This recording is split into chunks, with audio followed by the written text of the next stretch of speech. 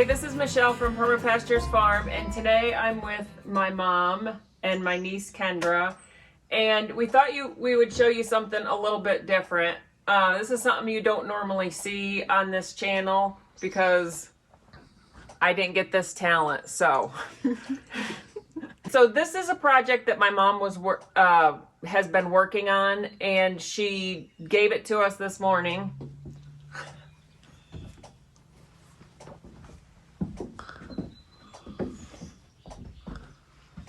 So it's a quilted wall hanging, and last year when she was here, I think is what inspired her. So yes. Do you want to talk a little bit about your inspiration? I found this quilt kit and it reminded me, it's called A View from the Window, and it looked just like it did here at Billy and Michelle's house. So I thought, well, I'll get this. And I went to a quilting class, and the teacher helped me put this together. Each panel, you had to put each panel together, right? Yes. Okay, so yeah, each of these panels she put together, and also the leaves. She had to put... You piece. Yeah, you had to piece together these leaves, and also this square right here. So there's a lot of detail work and coordinating colors and talents that she has that are very special. And also there's the fabric. She had to do the border. So a lot of work goes into it. It's not just sewing a bunch of material together. There's a lot of detail in it that a lot of work that goes into it. When did you get into quilting, and how did you get into it? Actually, I started sewing when I was a kid in 4-H. My mom always sewed, and I just started sewing, cutting squares and sewing them together to make a quilt, a blanket. I made doll blankets. I sewed clothes for years for my children and for myself, and then she sewed dresses for us. Yeah. We had to wear dresses when we went to a Christian school, so she sewed a lot of those dresses that we had to wear. Yes. Yeah. So, and then the kids grew up, and then my mom was quilting, and so I took up quilting. So how many quilts do you think you've actually completed? I think each grandchild gets a quilt at least for Christmas or... So do you have a quilt? I do. Okay. Yeah. I have 9 grandchildren. 8 of them have received their quilts. I need to make one more. So there's 8 that are completed, and I probably have 10 more completed. Well, at least. Yeah, at least. Because I know I have some quilts, probably some of your earlier ones. Probably. At least 2. There's a blue one and a black one. Yeah. So. Yeah, at least 10. So if somebody wanted to get started, because this has applications more than just a decorative. You could do this like quilt for your bed, so you have warm blankets. So if somebody's just interested in this and just trying to get started, what do you recommend they do to get started?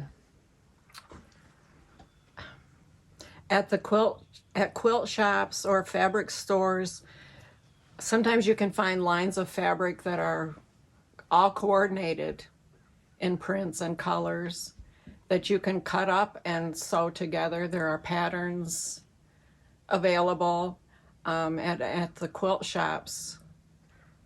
You have the same choices, and there are classes. A lot of the quilt shops will run classes to help you learn to quilt. And there's all levels. There's, beginners, intermediate. So how long did it take you to complete this project? Let's just say you're only working on this one project. How long did it take you to get this project completed? I went to the class probably 4 or 5 times, which would be 3 hours each. And I worked on it at home probably 20, 25 hours, maybe 30 hours. Okay. Okay, so I have asked my mom before, and I've tried to get her to sell some of this because she also does smaller things like this is a wall hanging. She does quilts. She does smaller items like pot holders is one thing, but she also does small things. And I've asked her about selling them before. So is there a market for selling them, and what's your perspective on selling these products, these items?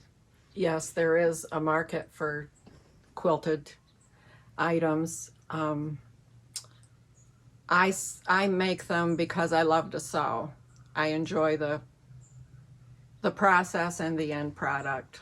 And then she gives them away. She doesn't sell them. She gives them away, like I said, to all of her grandkids have quilts. I know you've donated some, you've made some, and then Yes. donated some to Yes. different organizations. She also does missions trips where she makes pillowcases and other things and gives them, donates them on those missions trips. I went on a missions trip to Jamaica. Actually, there we took pillowcase kits and taught the young ladies to sew pillowcases. One of the first trips I went on to Haiti, I had taken a quilt and gave it to the young lady that we were staying with there in Haiti. I've made 2 different styles of dresses for 2 different areas in the world where they, for little girls, so that they would be covered. But the dresses were beautiful. I mean, they were very nice dresses. The back of this quilt is different. It's a different fabric. So do you want to?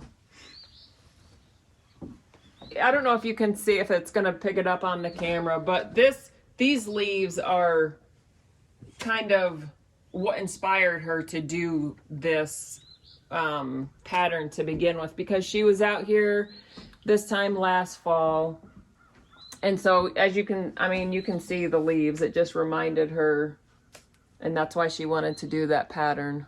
This is the name, the Wish You Were Here is the name of the quilting pattern. Yeah. And then she did this block, and you do that. Do you do that on all your quilts?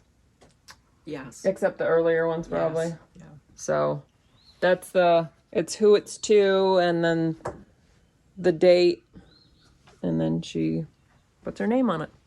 So Kendra, did she make you a quilt? She did. Actually, It was pink and brown. it was pink and brown, but you also made me a blanket that had like different patterns on it, like the squares. You remember the red, blue? No, I remember it. So she's made you a couple different quilts. So one is Yes. pink and brown. Mm-hmm. Is it like a camouflage, or is it just pink and brown? I think it's just pink and brown. Oh, okay. Yeah. I have tried to communicate to Mom that like people appreciate these gifts. Like I appreciate those kind of gifts more than I do somebody that just went to the store and bought something. It's not that I don't appreciate that, but I have a different level of appreciation for these handmade gifts. Yeah, and I think I do too. I don't like use it as a blanket. It's more of like a decorative piece, and like I put it at the end of my bed, and it's like kind of like I'm showing people, oh, my grandma, they make this. Yeah, it's not more. It's more sentimental. But yeah. Yeah, and I've tried to communicate that point to her, but they're like family heirlooms, because I have quilts from my grandma, which is her mom, and you have also your grandma. You have a project that your grandmother quilted on. Yes. So, and that's another project you're working on? Yes, that's one I'm working on. It's a Sunbonnet Sue. My grandma appliqued around the little Sues on this for me 40 years ago. And I'm now hand quilting this and trying to get it finished. So it's a except my sister, I think, Amy quilts a little bit, doesn't she? Yes. So it's like a generational thing, except I'm not going to do it. But my sister does. And maybe Kendra and Caitlin and Kira will pick it up, keep it going. Right. We'll see. So this was started probably 50 years ago. All right, so this is the quilt we were talking about that my mom worked on with my great grandmother. So do you want to describe kind of what she did? This is the Sunbonnet Sue pattern. It's the Sunbonnet Sues are appliqued on or hand embroidered on. My grandma hand embroidered most of these blocks for me, and she embroidered the flowers that the doll is holding. I have all quilted 2 times around the Sunbonnet Sues, and I quilted around the rectangle. Hand quilted those. I think I'm almost finished with the quilting, and then I just need to bind the edges and finish the quilt. So some of this fabric, it's not just random fabric. Like this one you were saying, where did this come from? I made a little layette set out of this little print for my first baby.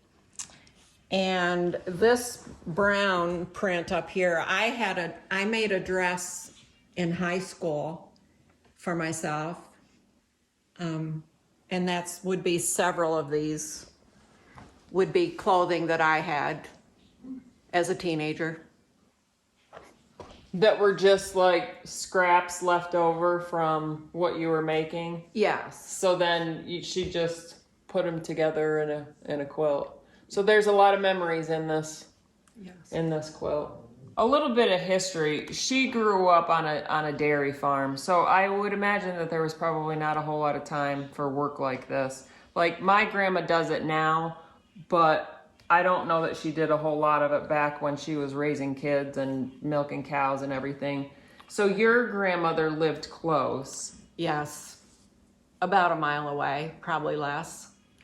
And I love to go there because this is the kind of thing I like to do. I didn't really care to toss hay bales and all that Milk stuff. cows. Right. Grandma taught me to crochet and knit and embroider. And she did sew, but I learned the sewing, especially in 4-H club and then home ec in school. But she taught you knitting and crocheting, Yes. and you would just spend time with her. Yeah, I would be there, and then I think it was Saturday evenings. She would make fudge and popcorn, and we would knit and crochet and eat. All the good things. Yes, yeah, the memories. And I still have her recipe for peanut butter fudge. Yes. So what did you learned sewing and home economics in high school? Was it high school? We did do some sewing projects, and that home ec teacher, the leader of FHA, she wanted me to sew for the wool growers contest, which you used wool. I made a dress, and I went to that review. You had to model your project. And I did a couple of district 4-H sewing shows also. Wow, I didn't know any of that. I didn't know that you used wool for the wool growers and had to model it. I did not know that. Yeah. There are 16 little squares in this. You sew 16 2.5-inch strips together and then you cut 2.5 inch, and then you can sew those strips together. So you get, you know, a variety of how these strips are sewn together. And then you make this block. It's another process. This is called our Kansas Road pattern. So this is another quilt that she's working on, and this one's in a different stage. Do you want to talk a little bit about this quilt? This, I went to a weekend retreat, quilting retreat. This also is made from a jelly roll, the 2.5 inch strip, the 30s prints. And I had bought the fabric for these two borders before I had this together, and I thought the border needed something, so then I appliqued the flower and vine on each of the 4 corners. And this is just the quilt top. I need to find the backing for this quilt, and so then it can be long arm quilted. My mom had the jelly roll, and I love 30s prints, so I bought that from my mom so that I could make this quilt at the retreat.